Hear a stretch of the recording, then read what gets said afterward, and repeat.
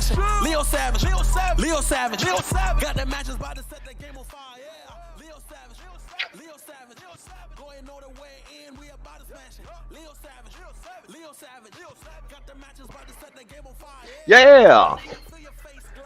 Leo Feel the Savage, face flow. Feel the get go. Feel the boot. Hey, hey, hey.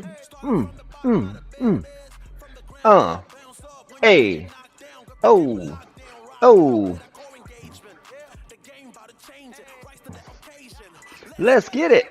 Leo Savage, Leo Savage, go and know the way in. We about to smash it. Leo Savage, Leo Savage, got the matches by the set the game on fire. Leo Savage, Yeah.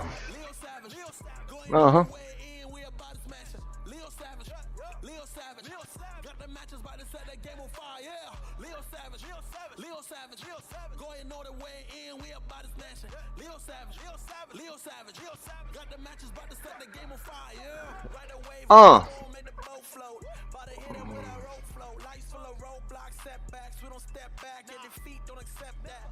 Got the heat, got a nitro. Hydro, core, lost some battles when the war. I'm feeling it, man. I'm feeling it. I'm feeling it. I'm feeling it. Yo, they can't stop us. We just letting them know. Got that kettlebell flow. It's a move. Leo Savage, Leo Savage, Leo Savage, Leo Savage. Go and know the way in. We about to smash it. Leo Savage. About ready to get started, my friends. Let's turn that off just so we get a more clear picture today. Yeah. Ladies and gentlemen, welcome. Welcome.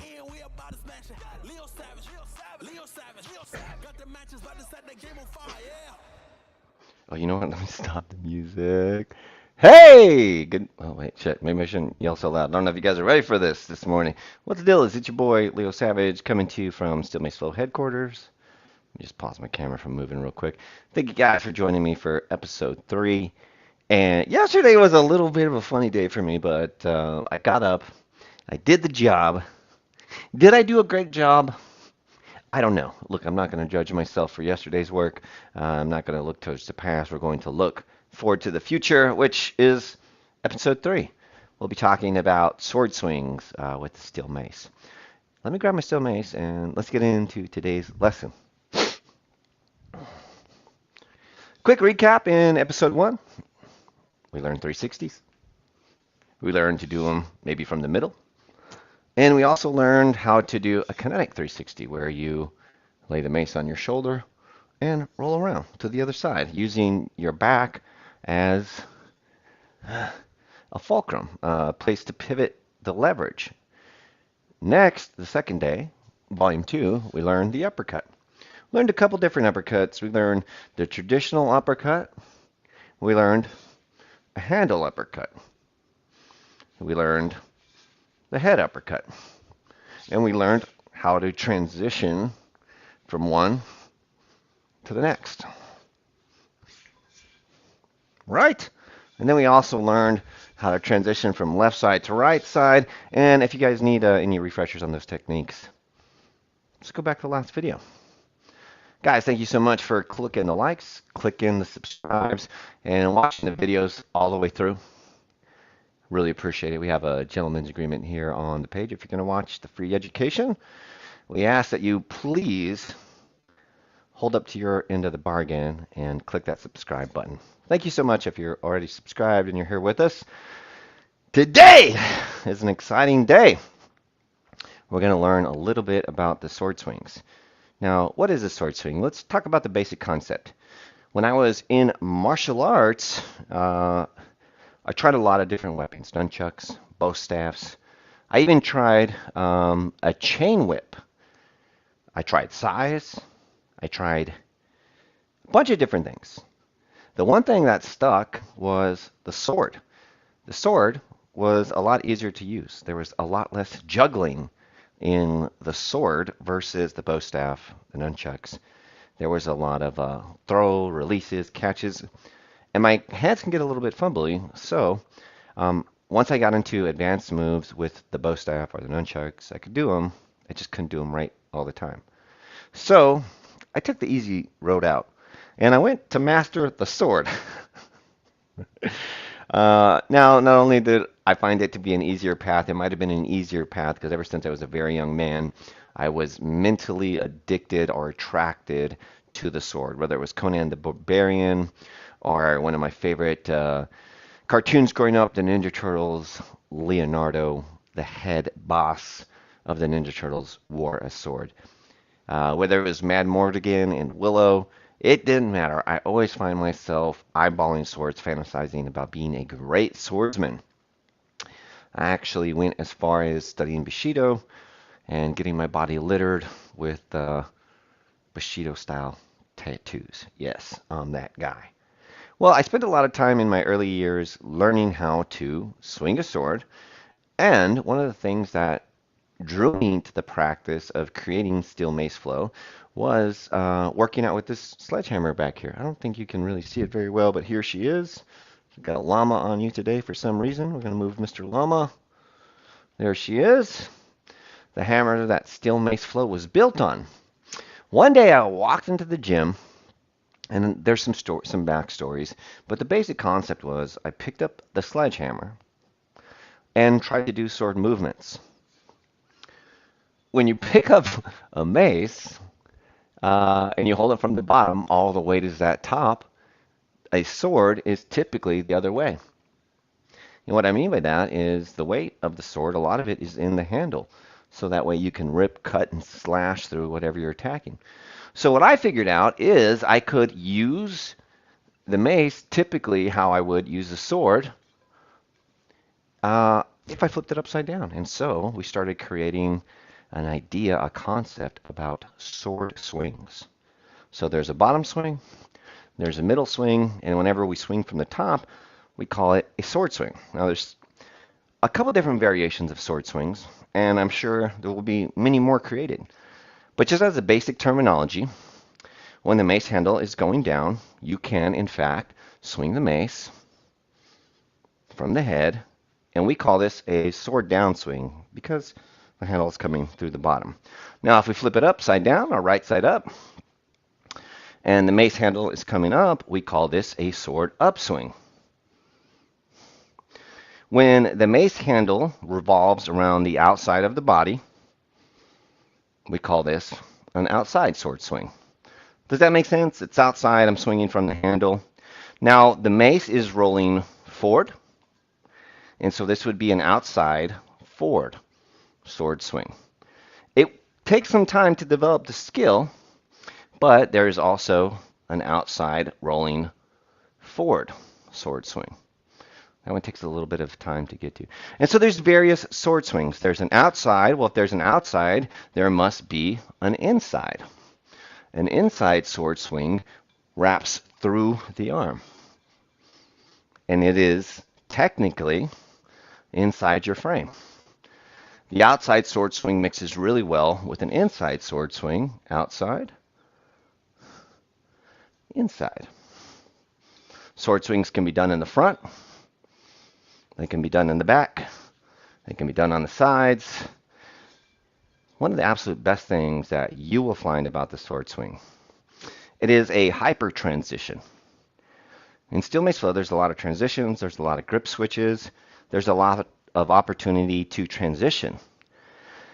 Because the mace is rapidly moving around me, what will happen is the mace will actually move through a bunch of different checkpoints or landmarks. And so sword swings open up this whole new way to transition.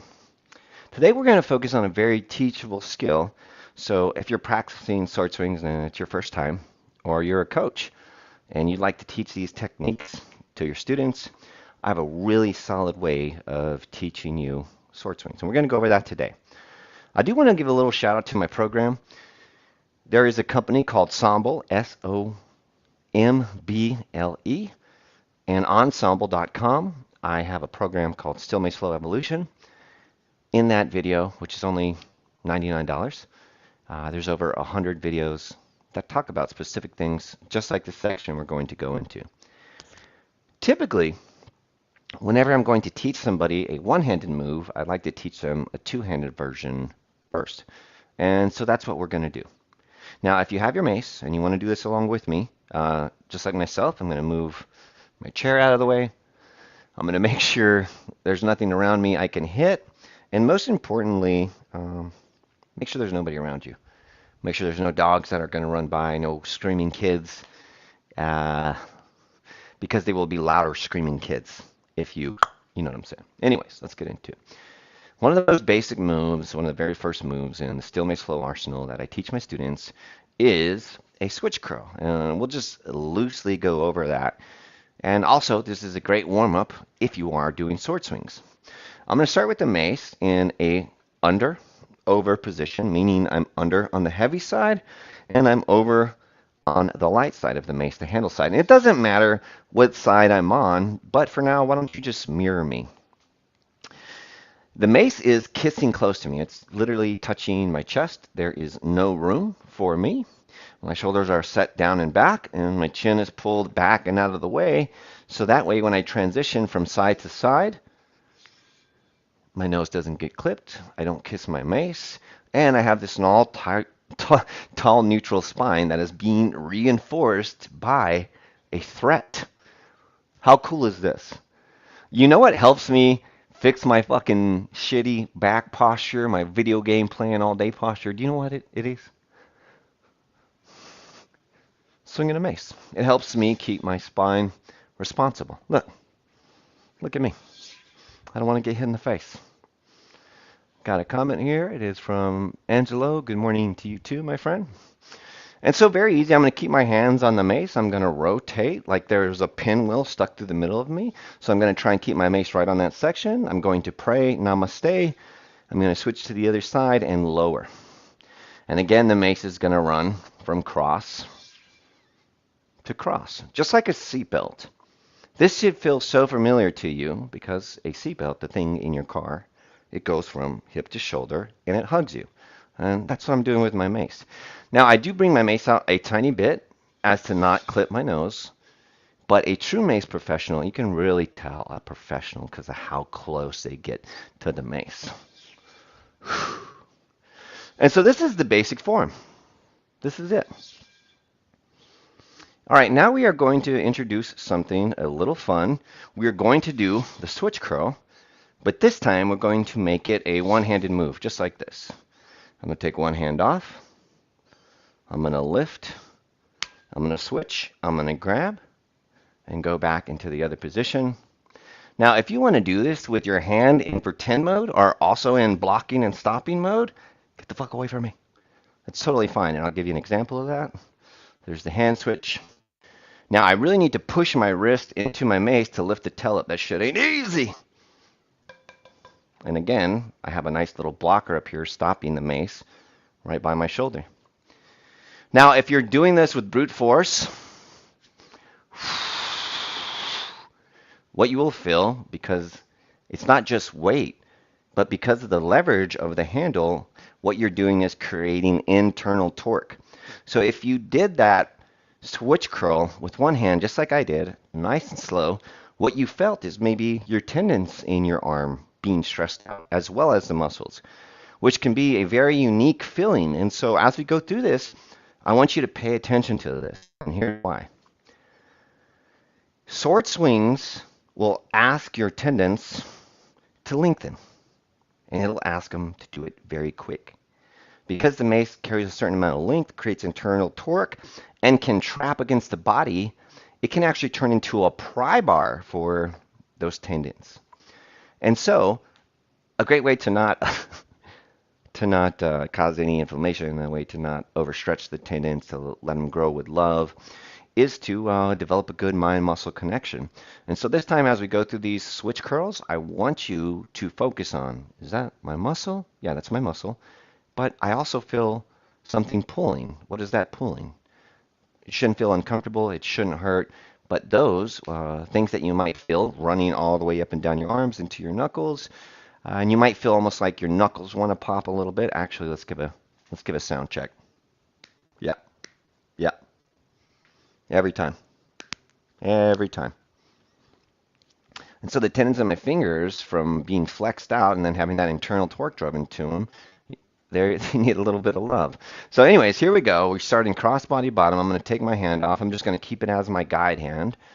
I'm going to switch, and here it goes. Here's that big push. Oh man, I can literally feel all of the tendons in my hand today. And my right side and left side's feeling a little better. Now, if you do this with momentum, the mace should just go right into place. There is a risk reward here. Risk, you might hit something. It's moving faster. Reward, it's easier in a way that I'm not fighting with the weight.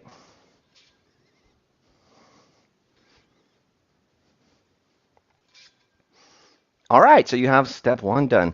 And if you can do that, if you can simply do that, if you can simply teach that, we can get you doing a sword swing today. All right, let's go back to your two-handed move and a philosophy in Steel Mace Flow. Whenever you learn a new move in Steel Mace Flow, a new position, a new landmark, it is imperative for your growth to see which plane you can do that move in. Quite simply said, if I can do a switch curl in front of me, can I do that same move on the side? And so I'm going to keep my feet facing square, facing towards the camera, as well as my hips. My hips may move a little bit, but I'm going to do the best I can to keep my hips forward facing the camera. And I'm going to let my midsection work. I'm going to allow my obliques to wring out my core like twisting a towel. And I do that by locking my hips in place and rotating. You can see I'm rotating my chest from left side to right side. So I'm going to do that same move, trying to keep my hips still on the side. Now, my left hip, you can see it's dropped back. I woke up with a massive cramp in my back, and so I can feel whatever's tight back there being pulled on. Actually, it feels really good. Okay, so we can do the switch curl on one side. Let's see if we can do it on the other side. I'm going to move to the other side. Look, let me just face front, and now I'm going to rotate to the side, and I'm in relatively the same position. My hips got out of place. It's a great thing about working in front of a mirror or working in front of a camera. And look, I'm doing the same move.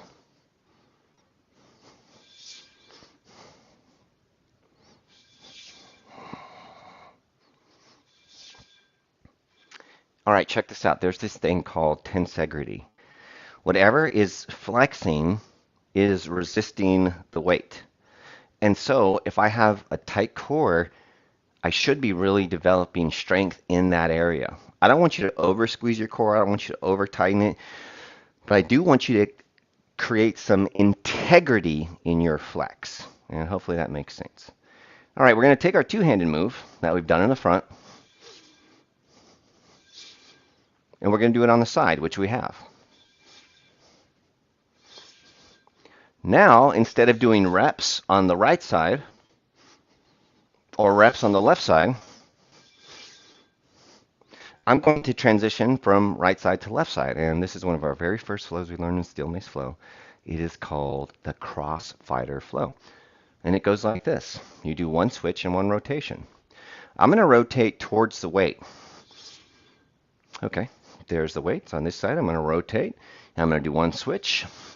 The mace is going to end up in front, and I'm going to rotate the other way. And I'm going to switch. Now you can notice that my nose, my head, my eye gaze is all going towards my mace. And this will allow you to be a little bit less restrictive. I think my headset's going to die, so I'm going to have to push through this one a little fast. Apologies for not charging. Now, if I look straight towards the camera, what you'll notice is there is more restriction. And so I can create more tensegrity by looking straight with my hips and with my face. Okay. All right, now here's where the fun begins, and thank you guys so much for sticking with me this long. And I hope you guys are having an amazing morning and enjoying these education videos. Moving right along, we are going to go into our one-handed switch curl. Guys, now this is where the lesson really takes off. I'm going to do my one-handed switch curl on the side.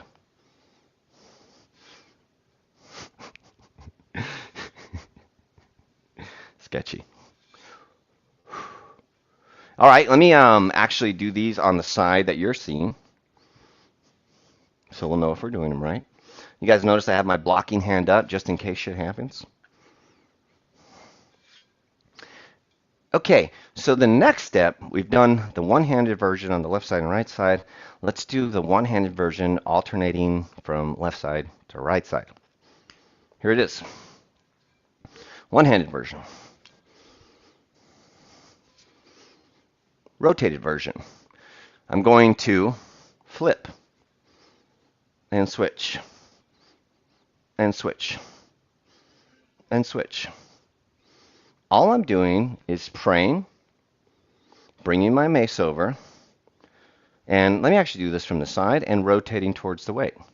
I'm going to pray, switch, and rotate.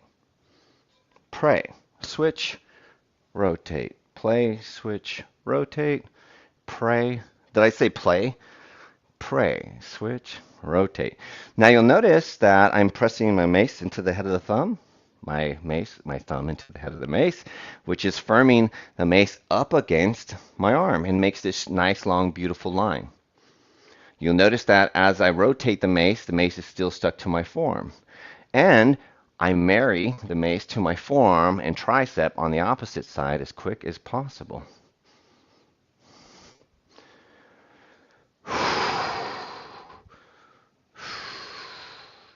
Now, I can go forwards. As you can see, the tail is rolling forward. We talked about that a little bit. Or I can go backwards.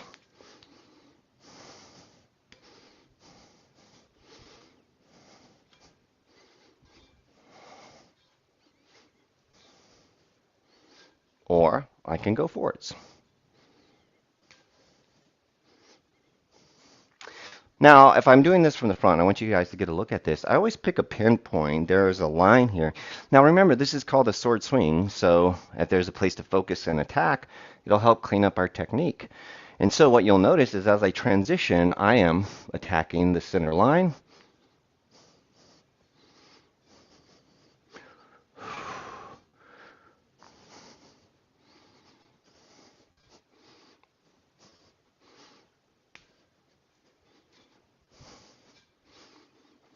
Now, going backwards, what you might notice is I'm coiling or loading my spine to one side. And that's just simply to make a little bit more room so I don't whack myself in the leg. Now, if you are a tennis player or swinging athlete of any kind, this is a backhand. This is a forehand. Backhand, backhand, backhand, pa, backhand, pa, forehand, forehand, forehand, pa. In sword swings, there are a couple different sword swings directions, and really we only have two. There is vertical, which is the mace going up and down, and then we have horizontal, in which the mace goes across the center line. And we'll get to more sword swings. We will get to more swings, more uppercuts, more moves. Guys, that's it for today, episode 3. Unless there are any questions, hey, I'd like to say big congratulations to me, big thank you to you. We've not had 13 people on our live streams yet, our educational live streams. And very happy to have so many people. Thank you guys so much for popping in. And you guys have an absolutely great day. Thank you so much for sitting through the ads. I know it might be a little bit of a pain, but I would like a little bit of compensation from YouTube for putting out these videos. All right. As stated yesterday, I'm going to jump over to